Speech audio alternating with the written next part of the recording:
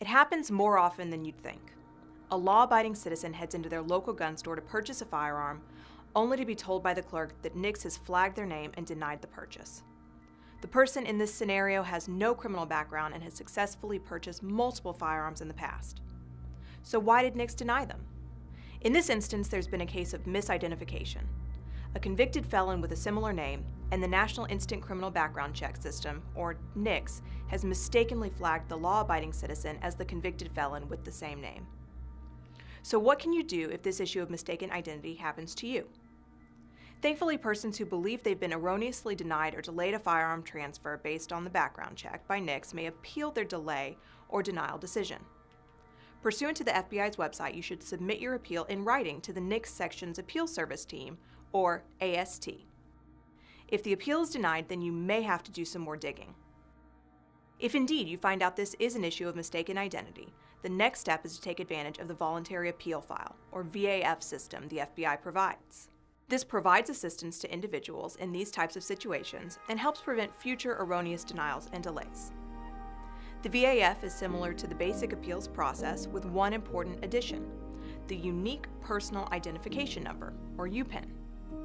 A UPIN provides a means of proving that you are who you claim to be and that you're qualified to purchase a firearm. You can obtain a UPIN by following the procedures on the FBI's website at fbi.gov. First, fill out and sign the VAF application.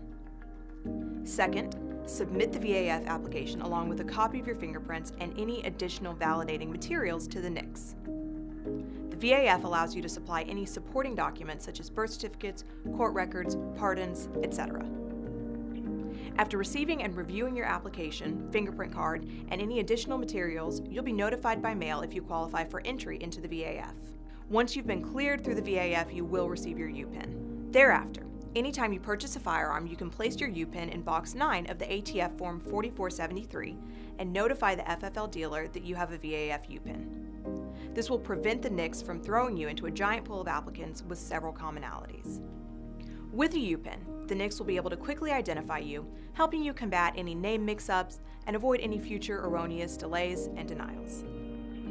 With gun owner identity theft coverage, our independent program attorneys will help you navigate the legal aftermath of a stolen identity or misidentification so your Second Amendment rights are preserved. Call to add gun owner identity theft coverage today. And if you have any questions about obtaining a UPIN, call U.S. Law Shield and ask to speak to your independent program attorney.